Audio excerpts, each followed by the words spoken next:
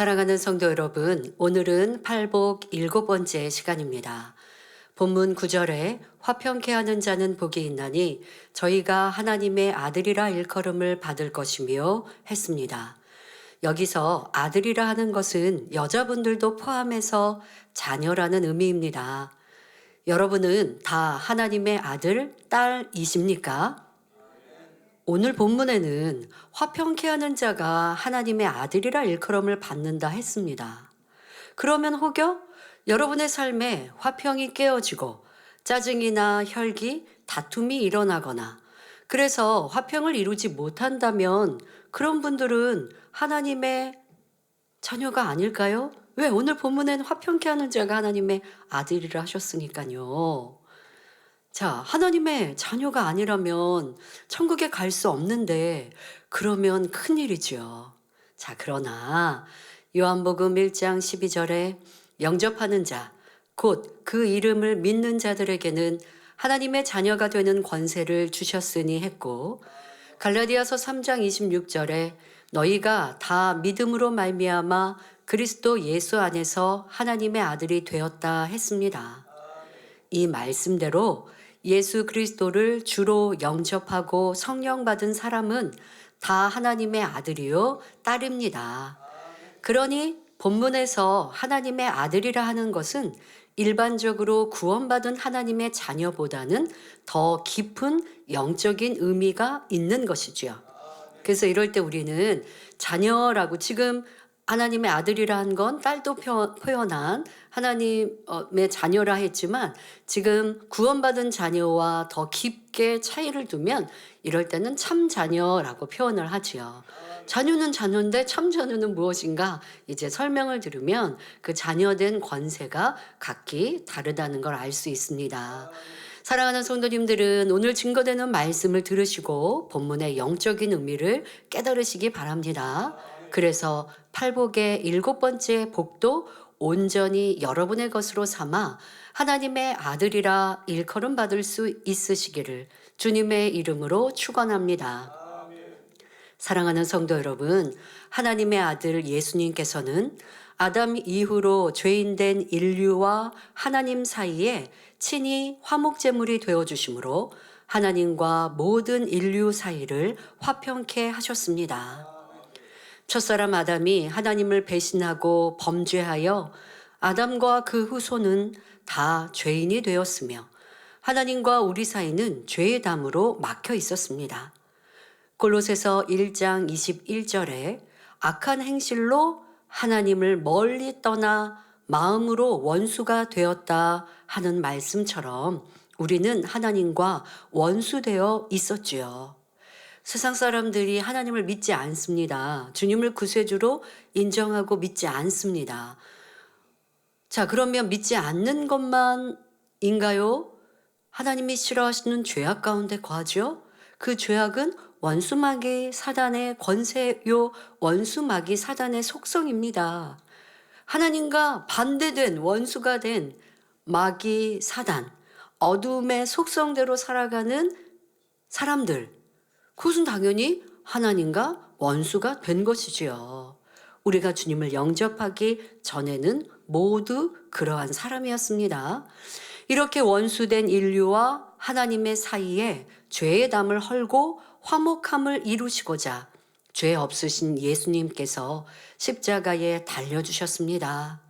골로새서 1장 20절에 그의 곧 예수님 십자가의 피로 화평을 이루사 만물 곧 땅에 있는 것들이나 하늘에 있는 것들을 그로 말미암아 자기와 화목케 되기를 기뻐하심이라 하신 대로 화목제물이 되신 예수님께서 우리의 죄를 사하심으로 죄인 되었던 우리와 하나님과의 사이를 화평케 하신 것입니다.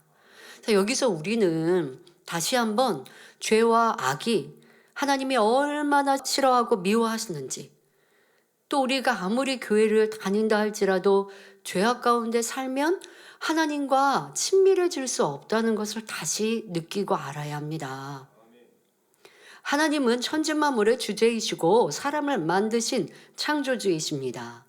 자, 그렇게 하나님께서 사람을 만드셨으니 하나님의 법을 정해 놓으시고 또 원수마귀 사단은 하나님을 배신하여 죄의 주관자여 어둠의 주관자가 되었고, 그래서 하나님과 어둠의 원수마귀 사단에 만들어진 연계의 법칙이 죄를 지은 이들은 사단 마귀의 것이고 빛 가운데 사는 이들은 하나님에 속해 있고, 이렇게 구분되어 있단 말이에요. 그것이 인간 경작의 의미이죠. 자, 그런데 사랑의 하나님께서 온 인류가 이미 죄악 가운데 갔고 그 죄악 가운데 간 이들이 진리와 선을 쫓는 것은 쉽지 않단 말이죠. 그리고 더더욱 마음에 있는 죄악, 원죄를 버릴 수는 없어요. 그래서 하나님과 원수되어 있고 사람은, 온 인류는 죄악 가운데 살고 있을 때 하나님 마음이 심히 아프시죠. 애통하시죠. 그러면 천지 만물의 주제이신 하나님께서 하나님과 원수된 우리 사람들을 이제 너하고 나하고는 원수 아니야. 이제 너는 내 자녀야. 그렇게 하시면 되잖아요. 그렇게 하시면. 그런데 그럴 수가 없는 거예요. 왜? 연계의 법칙이 있기 때문에. 하나님이 그렇게 하시면 하나님께서 천국과 지옥을 두시고 또 원수마귀 사단에게 그들의 악의 권한을 주시고, 그리고 빛에 속한 이들은 하나님이 지키시고 너희는 빛에 접근하면 안 돼, 빛의 사람들에게 시험할 난 주면 안 돼 하시는 법이 다 어그러지는 거예요. 그러니 하나님께서 죄인된 우리와 하나 되고 화평하고 죄인된 우리에게 복 주시고 싶으신 마음은 너무나 크시지만 그리할 수 없는 것이 바로 연계의 법 때문입니다. 그러니 사랑하는 아들 독생자 예수님을 내어주실 수밖에 없는 거예요. 그만큼 죄의 악이 하나님과 원수되는 것이요 하나님과 멀어지는 것입니다. 그러면 주님의 보혈로 구원받은 우리가 다시 죄악 가운데 거하면 어떻게 되나요? 다시 하나님과 멀어지는 거예요. 그러니 성경 곳곳은 죄를, 악을 경계하시고, 이 성경은 예수 그리스도를 우리 가운데 구약에는 예고하시고 예언하시고 또 신약에는 직접 오신 예수님의 사역을 기록하셨지만, 그것은 다 무엇이에요? 하나님과 우리가 가까워지고 친밀해지는 방법인 죄에 대한 경계인 거예요. 주님을 믿는 이들은 이제 다시 죄를 짓지 않기 위해, 내 안에 있는 죄악을 버리기 위해 힘써야 하는데, 그러한 성결의 길을 가지 않고 교회만 왔다 갔다 한다면 하나님과 친밀해질 수도 없고, 예수님께서 우리를 위해 화목제물이 되어주심으로 친히 그 몸으로 죄의 담을 헐어주시고 하나님께로 나아가는 길을 열어주셨지만, 나는 그 길에 서서 하나님께로 나아가지 않고 있지는 않은지 살펴보셔야 합니다. 예수님께서는 사람의 몸을 입고 이 땅에 오셔서 화평케 하는 직책을 감당하셨기에 온전히 하나님의 아들이라 인정받으셨습니다. 화평케 하신 하나님의 아들 예수님처럼 우리가 범사에 화평케 하는 자가 될 때 우리도 하나님의 아들이라 인정받는 것입니다. 하나님께서는 예수님을 또 성령님을 분리하시고 빛이신 하나님 스스로 계실 때 분리하셔서 인간 경작을 계획하시고 성자 예수님의 사역과 또 성령님의 역할을 나누셨습니다. 자, 인간 경작에 이제 시간이 흘러 예수님께서 구세주의 사명을 감당하러 사람의 몸을 입고 이 땅에 오셔야 될 때 그 길이 심히 힘들고 고달프신 것 예수님도 아시죠? 하나님도 아십니다. 그러나 그렇게 예수님이 죽으시고 고난 고초를 당하셔야 우리를 구원하실 수 있기에 하나님도 계획하셨고 예수님도 순종하여 가셨습니다. 만약에 예수님께서 아무리 그래도 신인 내가 피조물의 모습으로 내려가고 그들에게 손가락질을 받고 욕먹고 침뱉음을 당하는 건 이건 너무 수치인 것 같아요. 아버지, 이거는 좀 피하고 다른 방법으로 구원의 길을 여시면 안 되겠습니까? 만약에 그래야 한다면 우리의 구세주가 되시지 않는 것은 물론이지만 하늘의 그 영광을 온전히 누릴 수 없으시죠. 그러나 예수님께서는 하나님의 뜻 그대로 순종하셨고 그래서 화평케 하는 자가 되셨기에 하나님의 아들임을 우리 가운데 보이신 것이고 우리도 그러한 직책을 주셨다 말씀하고 계십니다. 그런데 저 사람과 화평하는 것이 영 힘들고 이 사람은 좀 너무 모난 것 같고 그래서 좀 힘들고 라고 한다면 우리 주님의 그 길 생각해 볼 때 나는 그 화평케 하는 예수님의 가신 길에 비하면 별거 아닌데 왜 이것 또한 이루지 못하고 하나님의 아들, 딸이라 칭찬은 받고 싶고 인정은 받고 싶고 영광을 누리고 싶지 않은가? 이러한 모습들도 회개하고 돌아보아야 합니다. 로마서 8장 29절에 하나님이 미리 아신 자들로 또한 그 아들의 형상을 본받게 하기 위하여 미리 정하셨으니 이는 그로 많은 형제 중에서 맏아들이 되게 하려 하심이니라 했습니다. 이렇게 화목하게 하신 하나님의 맏아들 주님을 영접하고 주님의 형상을 닮아가는 사람은 그 또한 하나님의 자녀 곧 하나님의 아들, 딸이 됩니다. 그런데 구원받아 다 같이 하나님의 자녀가 되었다 해도 모든 사람이 다 똑같은 자녀인 것이 아닙니다. 세상에서도 한 집안에 여러 아들들이 있을 때 그들이 다 같은 위치에 있는 것이 아니죠. 예를 들어 왕의 아들들의 경우 왕위를 이어받을 왕세자와 그 밖의 왕자들과는 전혀 상황이 다릅니다. 조선 왕조 때도 보면 세자는 장차 왕이 될 사람으로서 장성하도록 왕궁에 거하면서 권세와 영화를 누리지만 다른 왕자들은 나이가 차고 결혼하면 궁 밖으로 나가 신하로서 살아야 합니다. 또한 일반적으로 자녀가 여럿 있어도 부모의 입장에서는 유달리 마음이 가고 사랑스러운 자녀가 있습니다. 착하고 순종 잘하고 부모를 꼭 빼닮은 자녀가 더 사랑스럽기 마련이지요. 이런 것처럼 구원받은 하나님의 자녀라 해도 아버지 하나님의 마음에 합한 자녀가 있는가 하면 그렇지 못한 자녀가 있습니다.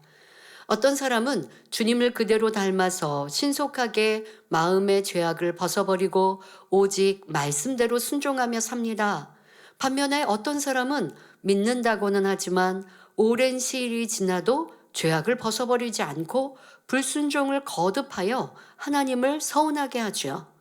우리가 예수님의 마음을 얼마나 닮았는가에 따라 아버지 하나님께 사랑받는 것이 달라집니다. 누가 나를 힘들게 하고 괴롭게 합니다. 왜 저 사람은 나를 이렇게 못 살게 굴지? 라고 생각되는 사람이 있습니까?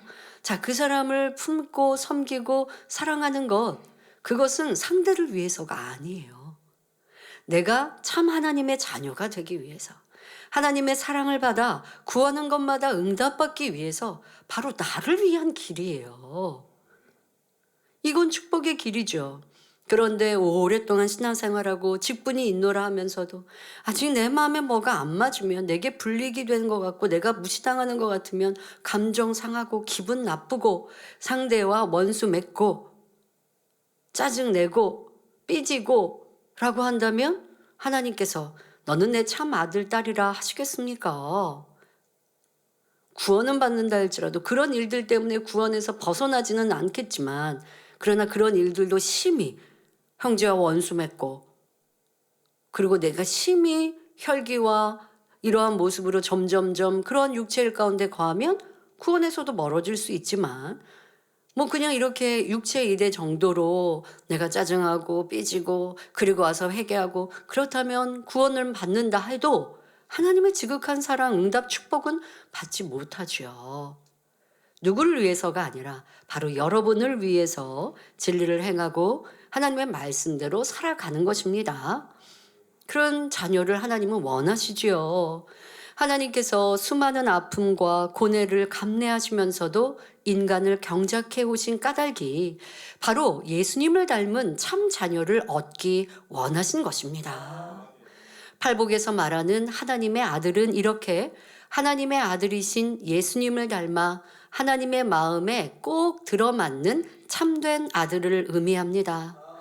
십자가에 죽기까지 영혼들을 위해 자신을 희생하고 하나님께 순종만 하셨던 주님처럼 행하는 사람이 바로 화평케 하는 하나님의 아들이라 칭함받을 수 있는 것이지요. 이렇게 우리가 화평케 하는 자가 될 때 예수님께서 하나님의 아들로서 누리셨던 영적 권세와 능력을 우리도 함께 누리게 됩니다. 아들이신 예수님께서 그러셨던 것처럼 우리도 기도하는 대로 하나님께 응답받게 됩니다. 예수님께서 하신 것처럼 권능을 행할 수도 있으며 악한 영들이 예수님을 보면 두려워 떨었던 것처럼 우리를 보아도 두려워 떨며 그 말씀의 권세로 인해 명하신 대로 굴복하게 되지요. 또한 장차 천국에서도 주님께서 거하시는 새 예루살렘에 들어가 참 아들로서의 존귀와 영광을 누리게 되는 것입니다. 사랑하는 성도 여러분, 그렇다면 여러분은 화평케 하는 자라 할 수 있나요? 여러 사람이 모인 자리에서 여러분으로 인해 화평이 깨어지는 것이 아니라 여러분으로 인해 평안과 화평이 임하는지요. 물론 하나님을 믿고 진리를 들어서 배우게 되면 악한 의도로 화평을 깨는 일은 별로 없게 됩니다. 그렇지만 아직 온전하지 못하여 자기 의가 남아 있는 한 자신도 모르는 사이에 상대를 불편하게 하는 경우가 있게 되지요. 여러분이 자신을 한번 돌아보시기 바랍니다. 더더욱 직분과 사명이 높아지는 만큼 함께하는 일꾼들이 때로는 이제 우리가 질서 안에서 내가 더 머리되고 또 우리 함께하는 일꾼들이 있을 때 머리된 사람을 지적하거나 나무라거나 그 앞에서 뭐 이렇게 불편한 감정을 내색하지 않습니다. 세상에서도 그러한 것들의 예의도 있지만 교회 안에선 더더욱 우리 일꾼들 성도님들이 좀 윗사람이고 직분이 높다 하면 기분이 상해도 기분 상했다라고 뭐 표정이나 말이나 행동에 그렇게 쉽게 내지 않아요. 그런데 마음으로는 기분 나쁘고 하지요. 화평이 깨어지는데 아유 저분은 또 저런 말씀하시네. 또 저렇게 자기만 주장하시네. 하더라도 차마 말하지 못합니다. 그러니 이게 더 외로운 자리이기도 하지만 더 자기를 더 내려놓고 살피지 않으면 나로 인해 화평이 깨어졌다. 사람들이 내가 들어가면 내가 함께하면 이게 영 불편해진다라고 하는 걸 나는 못 느낄 수 있다는 거죠. 자, 이것이 머리가 되면 될수록 더 주의 깊어야 하고 더 깊이 살펴야 합니다. 그렇다고 아유 그냥 편하게 말하세요 한다고 아랫사람이 편하게 말할 수 없잖아요. 그러니까 이게 참 어렵더라고요. 더 머리가 되면 될수록 나는 교만하지 않는 것 같아도 나도 모르는 사이에 지적하고 나무라고 그로 인하여 힘들고 상처받고 하지는 않을까 계속 살피고 살펴야 하는 것이 직분이 높아질수록 머리가 될수록 그리해야 합니다. 그렇게 하지 않으면 나도 모르는 사이에 머리가 되었기 때문에 가르치게 되고 지적하게 되고 그러면서 나도 모르는 사이에 화평이 깨어지는데 그것을 느끼지 못할 수 있다는 것이죠. 하지만 우리가 오늘 화평함에 대해 들으니 한번 여러분들의 모습을 살필 수 있도록 몇 가지 돌아보지요. 자, 사람들과 함께 있을 때 자신이 다른 사람들에게 맞춰주는가? 아니면 다른 사람들이 나에게 맞춰주는가 생각해 보셔야 합니다. 이걸 여러분들이 항상 매번 기준하여서 생각해 보셔야 돼요. 아, 이렇게 하자, 저렇게 하자. 라고 하지만 다른 이들이 원하고 바라는 게 뭔가 왜 그러한 우스갯소리도 들어봤습니다. 우리는 이제 우리 한국 편으로 중국집이라고 얘기하면 꼭 중국 요리집이 아니죠. 쉽게 짜장 짬뽕 뭐 탕수육 뭐 이렇게 있는 곳에 갑니다. 그런데 같이 식사하면서 상사가 짜장면 제일 가격이 좀 낮은 짜장면을 시키고 편하게 시켜. 그러면 부하 직원들이 저는 탕수육 하나 시켜주세요. 이렇게 말 못한다고 하죠. 그러면 이제 뭐 개인적으로 면 요리 하나 시키고 또 머리된 사람이 우리 뭐 탕수육이든 뭐 요리 하나 2개씩 시킵시다. 그렇게 해주면 맛있게 먹는데 윗사람이 요리 하나 시키자라고 못하고 나는 짜장면이면 되는 것 같아. 짜장면이 제일 맛있어. 그래 보세요. 그러면 다른 메뉴 1,000원, 2,000원 비싼 거 부하 직원이 시키기 어렵다라고 하는 뭐 그러한 얘기도 우스갯소리도 들어보았습니다마는 사실 그런 상황이 되지 않겠습니까? 그러니까 상대에게 배려하고 상대의 취향을 생각하고 맞춰주는가라고 하는 거 항상 점검하고 돌아보아야 합니다. 혹시 어떤 가정에서는 내가 가장이니까 하고 아빠가 맨날 아빠가 먹고 싶은 메뉴만 먹으면 자녀들은 이제 툴툴툴 거린단 말이에요. 그런데 또 잘못 가르치는 경우도 있습니다. 매번 부모님이 자녀에게만 맞추시면 자녀는 모든 가정의 중심이 나예요. 그래서 부모님이 뭘 좋아하고 원하시는지도 모를 수 있어요. 어떻게 해야 될까요? 취향이 같으면 가장 편하지만 그렇지 않으면 돌아가면서 서로 좋아하는 것을 이렇게 선택하면 그것이 공평하고 또 서로 위할 수 있겠죠. 그러니 상대에게 맞춰주지만 상대방도 자기만 주장하지 않도록 잘 가르치는 것이 가정 교육 안에서도 필요합니다. 그러나 어쨌든 내가 항상 상대에게 맞춰주는 사람인가, 나에게 맞추라라고 하는 사람인가. 나는 나에게 맞추라고 주장하지 않는데 맞춰주는지는 잘 모르겠어요 하면 사실 자기를 주장한다라고 하는 쪽이 맞습니다. 맞춰주려고 해도 말씀드린 것처럼 윗사람이면 아랫사람들이 영 그것을 편하게 자기 주장 못한단 말이에요. 그러니 더 적극적으로 상대의 의견을 들어주고 상대의 취향을 알려고 해야 그래야 이게 맞춰주는 사람이 그래도 될까 말까 하거든요. 자, 이러한 것도 생각해 보십시오. 또한 자신의 유익을 위해 자신이 원하는 것을 요구함으로 사람들을 힘들게 하지는 않는가 살펴보십시오.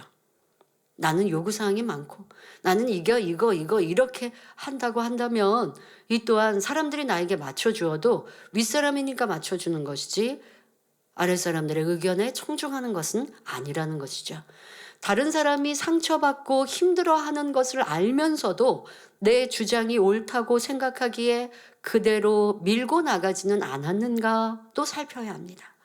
내가 더 연장자이니까, 내가 더 윗사람이니까 상대가 내게 순종해줘야 한다고 고집하지는 않는가 살피시길 바랍니다. 성령의 역사 속에서 이런 것을 깨우쳐 볼 때 나는 과연 화평케 하는 사람인가 그렇지 않은가 어느 정도는 점검되실 것입니다. 지금은 우리가 아무래도 직분과 사명이 높은 위치에서 더 말씀을 드렸습니다마는 예를 들어 우리 학생들 하면 나는 친구들에게 서로 친구의 취향을 기호를 알고 그에게 맞춰주는가 아니면 내가 원하는 대로 주장하고 그거 안 해주면 삐지는가 가정에서도 부모님께 매번 내가 원하는 것만 바라는가 아니면 부모님이 원하고 좋아하시는 것을 알고 함께하고 있는가 학생들도 젊은이들도 돌아보아서 나는 굳이 직분으로 높지 않다. 그래서 이런 말씀하고 지금의 예시하고는 좀 다르다. 나에게 적용이 안 된다 할지라도 여러분들이 가까운 주변, 친한 사람들에게 나는 어떠한 사람인가 라고 생각하셔야 합니다. 쉽게는 어떠한 메뉴를 내가 좋아하지 않은 메뉴를 상대방이 시키고 먹어요. 형 나이가 불편한데 매번 나한테 맞췄으니까 이번에는 상대에게 맞춰준단 말이에요. 그런데 먹으면서도 툴툴대요. 이게 뭐가 맛있어? 뭐 이러면서. 그러면 이게 뭐예요? 상대에게 안 맞추는 사람이에요. 그러면 상대방이 조금 더 온유하면요. 다음에는 그냥 그 사람한테 다 맞춰요. 5번 맞췄으니까 한 번은 내가 원하는 거 상대방도 말은 그렇게 했단 말이에요. 매번 내가 원하는 거 먹네. 그러니까 이번에는 네가 원하는 거 먹자. 했더니 상대방이 원하는 걸 주문했더니 맛이 없다고 툴툴대고 이렇다고 툴툴대고 그러면 이는 내가 친구에게 나를 주장하는 사람 상대에게 맞춰주는 게 아니라 내가 기준되어 있는 사람 그런 사람은 화평을 이루지 못하는 것이죠. 상대가 나한테 맞춰주니까 지금 당장은 맞춰주니까 소리가 나지 않는 것 같아요. 그런데 매사에 그런 사람들만 있지 않고요. 상대가 나에게 맞춰줘서 소리가 나지 않아도 나는 나를 주장하는 사람이 되고 있기 때문에 더 낮아지고 섬기는 사람이 되지 못한 것이죠. 이러한 모습으로 자신을 돌아보시길 바랍니다. 히브리서 12장 14절에 모든 사람으로 더불어 화평함과 거룩함을 좇으라. 이것이 없이는 아무도 주를 보지 못하리라 했습니다. 아무리 내 뜻과 행함, 주장이 옳은 것 같아도 화평함과 거룩함을 함께 쫓아야 합니다. 그러지 못하고 나로 인해 상대에게 불편함이 생기며 소리나고 부딪히는 일이 있다면 분명 하나님 앞에 합당하지 않은 면이 있음을 기억해야 합니다. 지금부터는 조금 더 자세히 어떻게 하면 화평케 하는 자가 될 수 있는지 살펴보겠습니다. 첫째로 화평케 하는 자가 되려면 먼저 자신과 하나님과의 화평을 이루어야 하며 또한 자기 자신과의 화평을 이루어야 합니다. 자, 가장 중요하고 먼저 이루어야 될 화평의 대상은 하나님과 그리고 자기 자신과의 화평입니다. 하나님과의 화평을 이룬다는 것은 하나님과 나 사이에 죄의 담을 만들지 않는 것을 말합니다. 죄 없으신 예수님께서 십자가에 달려주심으로 우리와 하나님과의 사이에 막힌 담을 헐어주셨습니다. 그러나 이를 믿는다면서도 여전히 죄 가운데 살면 죄의 담이 그대로 있는 것이고 하나님과 화평하지도 못한 것입니다. 그래서 성경은 요한일서 1장에서는 우리가 어둠 가운데 거하면 여전히 죄가 있다 말씀하시고 반대로 내가 빛 가운데 거하면 죄에서 사함받았다라고 요한일서 1장 7절에 말씀하십니다. 저가 빛 가운데 계신 것 같이 우리도 빛 가운데 행하면 우리가 서로 사귐이 있고 그 아들 예수의 피가 우리를 모든 죄에서 깨끗하게 하실 것이요 말씀하십니다. 자, 우리는 예수 그리스도를 영접하면 우리의 죄가 깨끗하게 사하여졌다라고 그것만 생각하십니까? 하나님 말씀에는 또한 우리가 빛 가운데 거할 때 하나님 말씀 가운데 살 때 우리의 죄가 깨끗게 되었다라고 말씀하세요. 이것을 다 알아야 돼요. 이것을 다 알아야지 나는 주님을 영접했으니까 보통 뭐라고 기독교인들이 얘기해. 과거의 죄, 현재의 죄, 미래의 죄까지 다 사함받았다? 그리고서 나가서 또 죄 지어요. 그러면 회개해요? 주님이 나의 죄 2000년 전에 사해 주셨으니까 나 또 회개하면 용서받아. 그리고 또 죄 짓고. 이게 온전히 죄 사함 받았다 할 수 없다라고 요한일서에는 분명 못 박아 말씀하고 계시는 것입니다. 그러니 하나님의 말씀대로 살면서 범죄하지 않는 것이 화평케 하는 자의 첫 번째 조건이지요.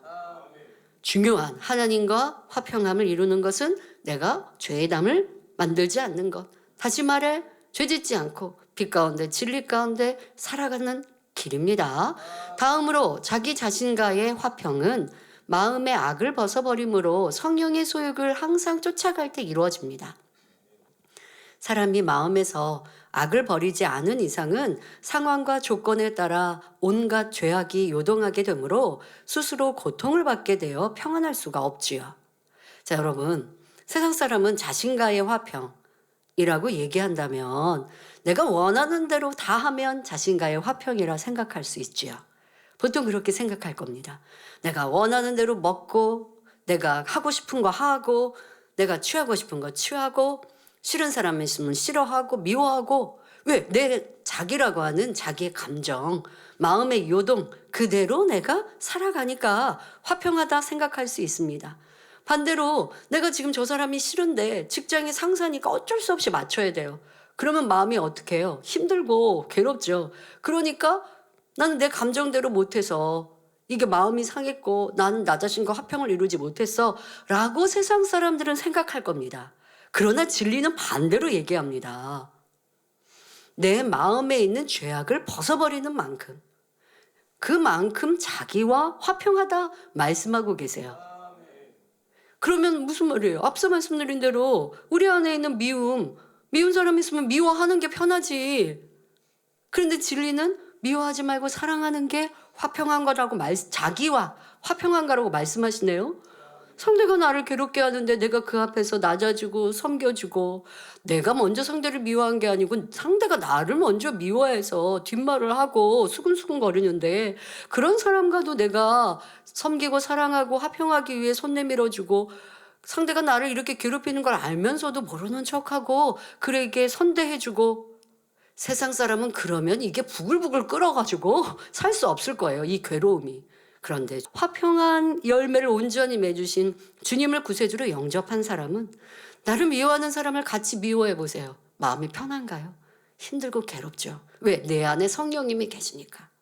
너도 주님처럼 화평한 사람이 되어야지 않니? 성령님께서 깨우쳐 주시니까 미워해 봤더니 편하고 좋은 게 아니라 힘들더라는 것이죠. 그래서 이제 사랑하려고 노력합니다. 기도합니다. 그 과정 중에는 아직 두 마음, 자기라고 하는 나를 미워하는 사람, 나도 미워하고 싶은 자기, 육의 마음과 성령이 함께 하시는 영의 마음은 진리대로 사랑해야지, 화평해야지 하는 이 두 마음이 아직은 싸울 때, 그럴 때는 힘들어요. 그래서 기도할 때는 저 사람 사랑해야지라고 기도했다가 직장에 가서 그 사람 얼굴 보면 영 또 다시 불편해져요. 그러니까 아직 화평하지 못한 거예요, 이것은. 아직 자기와 화평을 이루지 못한 거예요. 그런데 마음에 있는 미움을 버리고 저 사람이 싫고 밉다라는 생각이 아니라 저 사람이 왜 나에게 이렇게 뒷말을 했을까? 내가 더 섬기지 못한 것이 무엇일까? 주님처럼 죄인된 우리와 하나님과의 관계를 화목케 하시고자 생명도 내어주신 주님이 계신데 그 은혜와 사랑으로 구원받은 내가 저 사람 품지 못할 게 무엇인가 품자라는 마음으로 기도하고 수고하고 노력했더니 어느 순간 그가 나를 험담했던 얘기는 기억도 나지 않고 그 사람이 측은하고 긍휼히 여겨지면서 더 잘해주고 싶은 마음에 잘해줬더니 상대방이 이제는 뒤에서 하는 말이 바뀌는 거야. 그 사람 참 착하더라, 나에 대해서. 그래서 이게 내가 승리한 거 아닙니까? 꼭 그 사람을 내 편을 만들었다기보다 내 마음에서 미움을 버리고 선과 사랑을 이루었더니 내 마음은 천국인 거예요. 그 사람이 나에게 돌을 던져도 큰 바다에 돌 던져봤자 아무 반응 없거든요. 그것처럼 잔잔해지는 거예요. 이게 바로 자신과의 화평을 이룬 것이요. 그러기 위해서는 하나님과의 화평을 이루듯 내 안에 죄악을 다스리고 버려가야 하는 것입니다.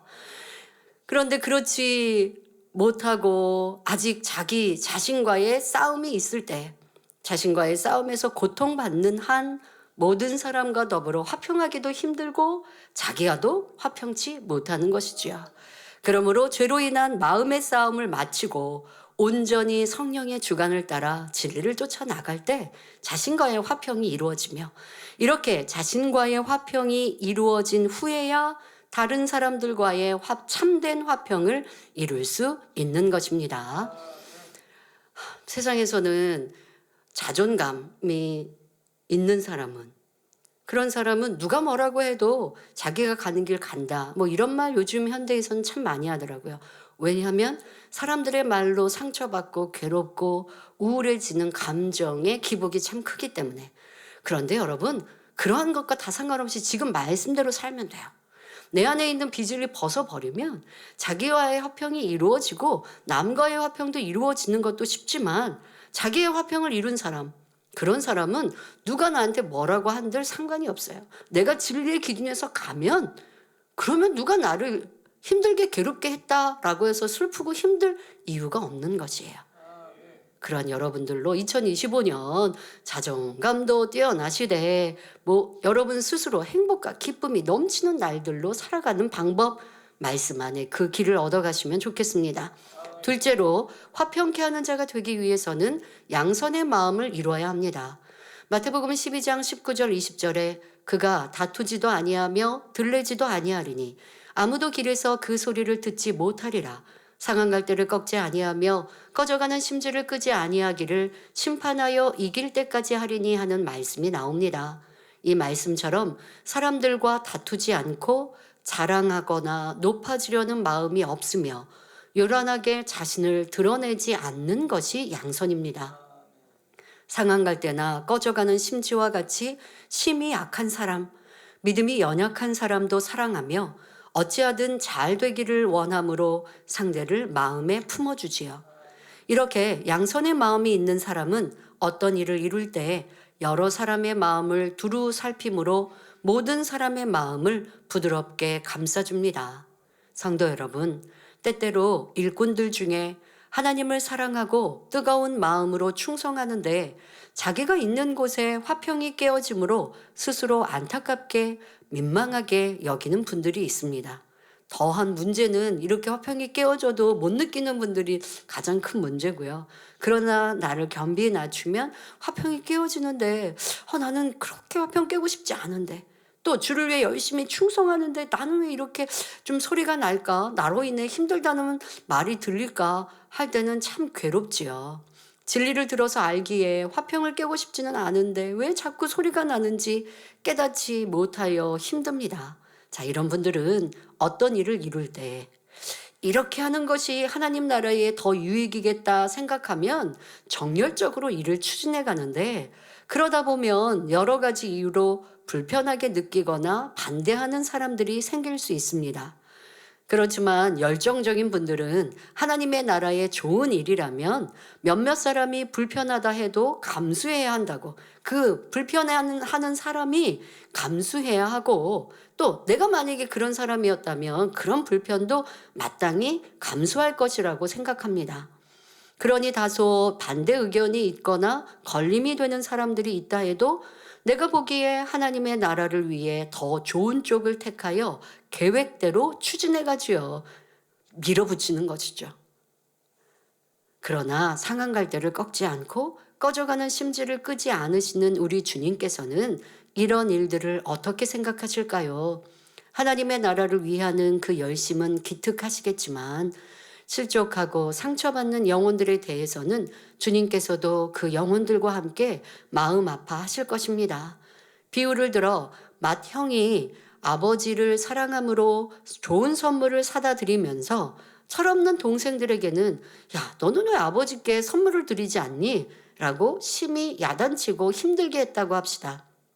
아버지의 마음에는 맏형이, 그러니까 큰 아들 장자가 선물을 사오지 않더라도 차라리 동생들을 더 사랑하고 화목하기를 원할 것입니다. 아버지 하나님께서도 우리가 하나님의 일을 크게 이루는 것뿐 아니라 먼저 하나님의 마음을 알고 그 마음을 닮아주기를 더욱 원하시는 것입니다. 비진리가 아니라면 상대의 연약한 믿음도 고려하여 화평을 쫓아가는 것이 아버지의 마음에 더 맞는다는 사실입니다. 그런데 이런 말씀을 자기 유익에 맞춰 인용하면 또 안 됩니다. 반대 입장에 있는 사람이 그만큼 직분도 있고 교회와 하나 되어야 하는데 충성해야 하는데 자기 생각과 편리를 주장하면서 모든 사람과 화평하라고 하셨으니 내 뜻을 수렴해 달라고 아니면 나를 좀 힘들게 그렇게 하지 말라고 한다면 이 또한 안 되겠지요. 이런 사람이라면 자기를 낮추어 다른 사람의 뜻에 맞추어야 합니다. 셋째로 화평케 하는 자가 되려면 자기 유익을 구하지 않고 상대의 유익을 구해야 합니다. 창세기 13장에 보면 아브라함과 아브라함의 조카 롯이 함께 거할 때 아브라함의 가축을 돌보는 목자들과 롯의 목자들 사이에 다툼이 생겼습니다. 하나님의 사랑받은 아브라함과 함께 거함으로 롯도 축복을 받아 두 사람의 가축이 심히 많아졌고 그러다 보니 가축을 먹일 물이 부족하여 목자들이 서로 다투는 일이 생겼던 것입니다. 그래서 서로 거처를 나누게 되었는데 각자 어느 편으로 갈 것인가를 정해야 했습니다. 질서로 따져도 아브라함이 어른이요 조카인 롯이 축복받은 것도 아브라함의 덕분이었으니 먼저 더 좋은 땅을 택하여 갈 권리는 당연히 아브라함에게 있었습니다. 그러나 아브라함은 전혀 자기의 입장을 내세우지 않고 조카에게 먼저 선택권을 줍니다. 창세기 13장 9절에 내 앞에 온 땅이 있지 아니하냐. 나를 떠나라. 내가 좌하면 나는 우하고 내가 우하면 나는 좌하리라 했던 것이지요. 롯은 물도 넉넉하고 기름진 동쪽 땅을 택해 떠났습니다. 그러면 이때 아브라함이 롯에게 양보해 놓고 롯이 좋은 땅을 먼저 택하니 기분이 상했을까요? 예를 들어 아니 아무리 내가 선한 마음으로 양보한다 해도 저는 아랫사람이니 당연히 다시 양보했어야 할 것인데 사람의 도루도 모르는구나 하고 불만을 가졌을까요? 만약 이렇게 자기 유익을 쫓는 마음을 버리지 않고 겉으로 신용만 하는 것이었다면 참으로 화평을 이룰 수 없었을 것입니다. 그러나 아브라함은 중심에서 조카가 더 좋은 땅을 택하기를 원한 것이었기에 롯과도 화평을 쫓았을 뿐 아니라 하나님께 더욱 큰 축복을 받았습니다. 그러니까 진심이 무엇인가? 그 사람의 진짜가 무엇이었는가는 이렇게 확인할 수 있는 거예요. 내가 이렇게 좋은 말을 한 번 했는데 그 사람이 진짜 자기 유익대로 한단 말이에요. 그러니까 야, 이거는 좀 심한 거 아니야? 이런 생각을 하셨다면 이게 내가 온전한 게 아니라는 반증이죠. 이렇게 우리를 살펴야 합니다. 아브라함의 모습과 같이요.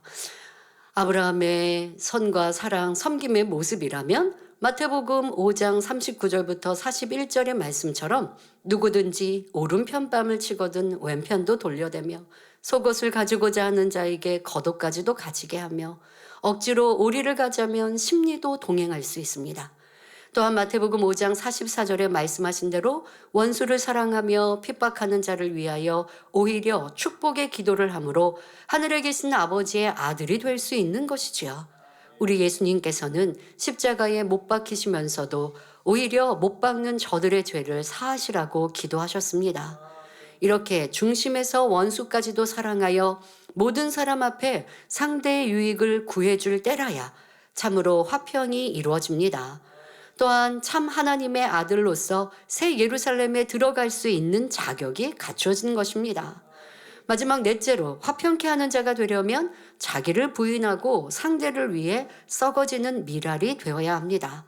사람마다 믿음의 단계가 다르고 자기 의가 다르며 자기 생각이 다릅니다. 타고난 성품과 받은 교육도 서로 다르고 자라온 환경과 습관도 다르기에 옳다 생각하는 것이나 좋아하는 것이 다르지요. 이렇게 사람마다 기준이 다 다른데 서로 내 의견이 옳고 상대는 틀렸다 하면서 자기가 원하는 것을 주장하면 화평이 이루어질 수가 없습니다. 내가 옳다 해도 상대로 인해 내가 좀 불편하더라도 상대를 위해 희생할 줄 알아야 화평을 이룰 수 있는 것입니다. 예를 들어 깔끔하고 정갈한 것을 좋아하는 A라는 사람이 있는데 같은 방을 사용하는 B라는 사람은 지저분하고 어지르는 성품이라고 합시다. 이때는 당연히 어지르는 사람이 습관을 고쳐 깨끗하게 정리하는 것이 옳습니다. 그런데 깨끗한 것을 좋아하는 A는 상대가 지저분하게 어지르는 것이 싫고 자신이 불편하기 때문에 상대를 변화시키려 듭니다. 그런데 계속 고치지 않을 때는 짜증이 나고 감정이 상하여 상대를 찌르는 말을 하고 어떤 식으로든지 기분 나쁜 표시를 하게 되죠. 그렇게 되면 사단이 송사할 거리를 만들게 되므로 B는 스스로 잘못한 줄 알아도 기분이 상하고 서로 부딪히는 소리가 나게 되는 것입니다.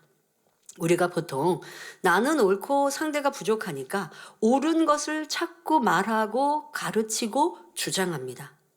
그러면 옳은 것을 말하는 사람은 나는 잘못되었다 생각하지 않더라는 것이죠. 그런데 옳은 것을 말하는 방법이 잘못되었다는 거예요.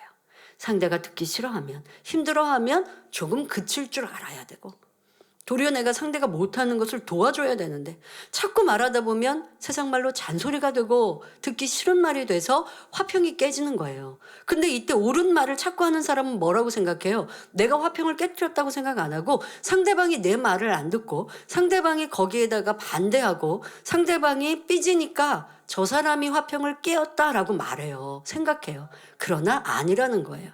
상대도 화평을 깨뜨렸고 나 또한 지금 하다가 말을 그치고 싫어하면 좀 참고 도리어 상대를 더 기분 좋게 해주면서 해야 할 말, 고쳐야 할 말 해줘야 되는데 그렇지 못하는 것 자체가 화평을 깨뜨렸다는 거예요. 이런 것을 알아야 합니다. 분명히 하나님 앞에서는 깨끗한 것이 합당하지만 상대가 그렇지 못하다고 해서 자신의 감정이 상하거나 상대를 찌르고 부딪힘으로 다툼이 생긴다면 그 또한 하나님 앞에 합하지 않은 것입니다. 차라리 지저분하면 내가 치워주고 내가 불편하더라도 상대가 변화될 때까지 기다려주며 화평을 이루는 것이 더 합당한 모습이지요. 이때도 우리 성도님들 보면 처음에는 그러니까 막 말하다가 상대가 그래도 지저분하고 하니까 다툼만 자꾸 일어나니까 아유 그럼 내가 치워주지 뭐 하고 이제 깨끗한 A가 계속 치워주고 헌신합니다. 그런데 이게 9번 되고 10번 돼 보세요. 그러면 이제는 못 참죠.